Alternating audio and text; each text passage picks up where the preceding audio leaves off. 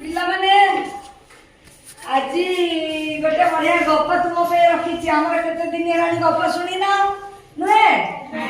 ଗୋଟେ ଗପ ବଢିଆ ସୁନ୍ଦର ଗପ ଶିଖିଲା ଭଳିଆ ଗପଟିଏ ତୁମ ପାଇଁ ରଖିଛି।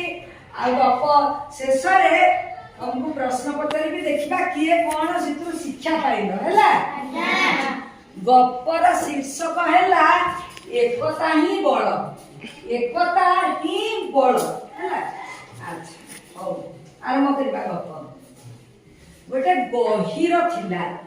ଗହୀର ମଝିରେ ଗୋଟେ ବର ଗଛଟିଏ ହେଲା। ସେଇ ବର ଗଛର ଡାଳରେ ଚିଲଟିଏ ତା ପିଲା ଛୁଆଙ୍କୁ ନେଇକିରି ବାସ କରୁଥିଲା। ଆଉ ଗୋଟେ ଡାଳରେ ବଣିଟିଏ ତା ପିଲା ଛୁଆଙ୍କୁ ନେଇ ବାସ କରୁଥିଲା। ଦି ଜଣଙ୍କର ମୋଟେ ପଡେନି। ଚିଲ ଆଉ ବଣିଙ୍କର ପୁରା ଘୋର ଶତ୍ରୁତା। ଆ କଥା ତା ଦିହରେ ଯାଏନି କି ତା କଥା ତା ଦିହରେ ଯାଏନି। ଫଳରେ ତାଙ୍କ ଦି ଜଣଙ୍କର ସବୁବେଳେ ଅପଡ଼ ଆଉ କଥାବାର୍ତ୍ତା ବି ବନ୍ଦ। ଦିନକର କଥା କଣ ହେଇଛି, ଚିଲ କଣ କରିଛି, ତା ଛୁଆ ମାନଙ୍କୁ ବସାରେ ଛାଡି ଦେଇକିରି ଆହାର ପାଇଁ ଯାଇଛି ଦୂରକୁ। କଣ ପାଇଁ ଯାଇଛି ଦୂରକୁ? ଛାଡ଼ିଲେ ତ ପୁଣି ଛୁଆଙ୍କ ମୁଖରେ ଟିକେ ଆହାର ଦବ। ଏଇ ସମୟରେ କଣ ଯେ ବଣିକି ସେଦିନ ଭଲ ଲାଗିଲାନି, ତାକୁ ଟିକେ ଜ୍ୱର ହେଲା। ବଣିକି ଜ୍ୱର ହେଲା ଯେମିତି ବଣି ସେଠୁ କହିଲା, ଆଜି ଆଉ ମୁଁ ଆହାର ପାଇଁ ଯିବିନି, ମୋ ଛୁଆଙ୍କ ପାଇଁ ତ ମୁଁ ରଖିଛି ଆହାର, ଆଜି ଚଳିଯିବ। ଲାଗୁଛି ଭଲ ଲାଗୁନି, ଆଜି ଟିକେ ବିଶ୍ରାମ ନେଇଯିବି।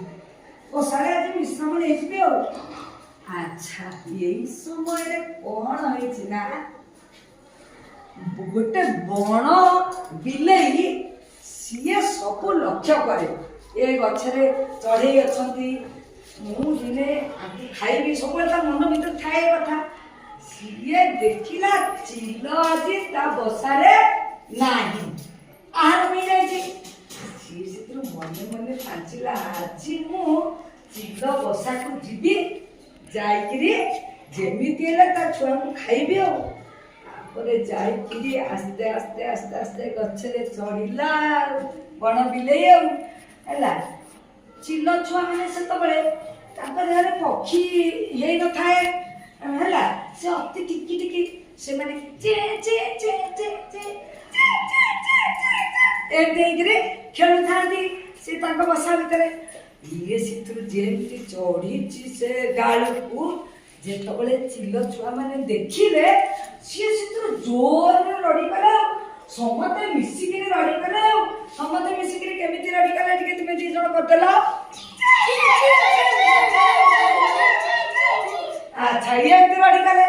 ଏମିତି ଯେତେବେଳେ ରଡି କରିଦେଲେ, ଇଏ ବଣିଟି ସେ ଶୋଇଥିଲା। କିଏ ଏମିତି ରଡି କରୁଛନ୍ତି, କଣ ହେଲା? ଓହୋ କଣ ହେଲା, ଦେଖି ଏ ଚିଲ ଛୁଆ ମାନେ କଣ ଏମିତି ରଡି କରୁଛନ୍ତି, କଣ ବିପଦ ପଡିଲା କି? ଆସି ଦେଖିଲା ବେଳକୁ ବଣ ବିଲେଇ ଆସିକିରି ସେଠି ପହଞ୍ଚିଗଲାଣି ଆଉ ଚିଲ ଛୁଆଙ୍କ ପାଖରେ। ଇଏ ବଣି କଣ କଲା, ଧୋଦପଡ ହେଇ ଆସିକିରି ସେ ବିଲେଇକି ତା ନାକ, ଆଖି, କାନ ସବୁ ଖାଲି କୁଟିଲା, କୁଟି ପକେଇଲା। କୁଟିକିରି ତା ନାକ, କାନ, ଆଖି ସବୁ କୁଟି ପକେଇଲା। ଆଚ୍ଛା ସିଏ ଯୋଉ ବଣ ବିଲେଇଟି କଣ କଲା, ସିଏ ତାକୁ ବହୁତ କଷ୍ଟ ହେଲାଣି, କାରଣ ବଣି ତା ଥୁଟରେ କୁଟି ପକଉଛି। ସିଏ ସେଠୁ କଣ କଲା, ଅସ୍ତବ୍ୟସ୍ତ ହେଇଗଲା।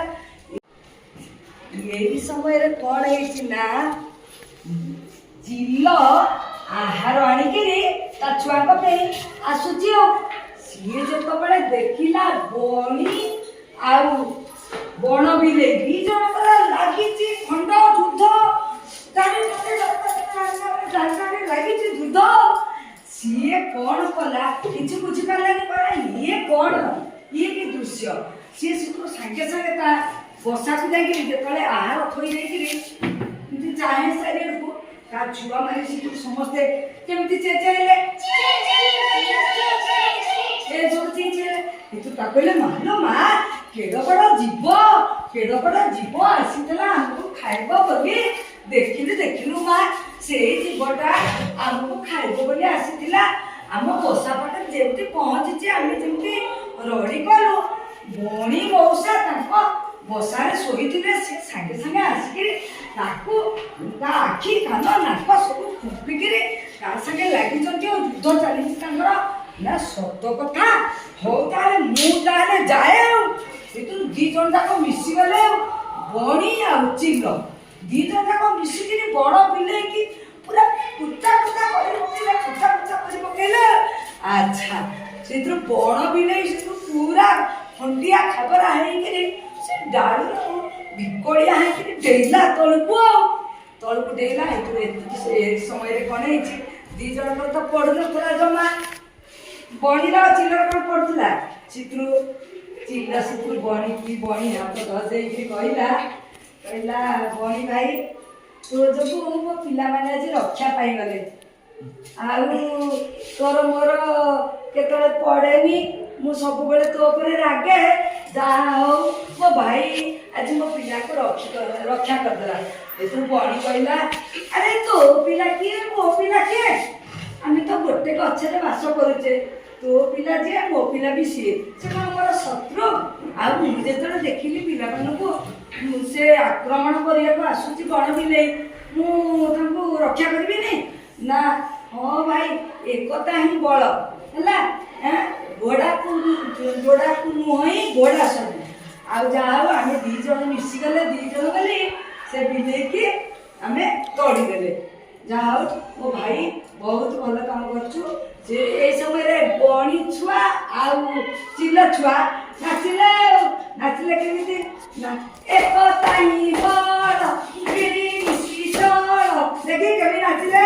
ଏକତା ହିଁ ବଳ ମିଳିମିଶି ଚଳ। ଏକତା ହିଁ ବଳ ମିଳିମିଶି ଚଳ। ଏକତା ହିଁ ବଳ ମିଳିମିଶି ଚଳ। ଧନ୍ୟବାଦ। ବସ ଗପ ଭଲ ଲାଗିଲା? ଆଚ୍ଛା ତୁମେ ସମସ୍ତେ ଏକାଠି ମିଳିମିଶିକିରି ଚଳିବ ଟି? ଜମା କେହି କାହାର କ'ଣ କ୍ଷତି କରିବନି ହେଲା। ସାଙ୍ଗ ସୁଖ ହେଇକିରି ଚଳିବ। ଧନ୍ୟବାଦ।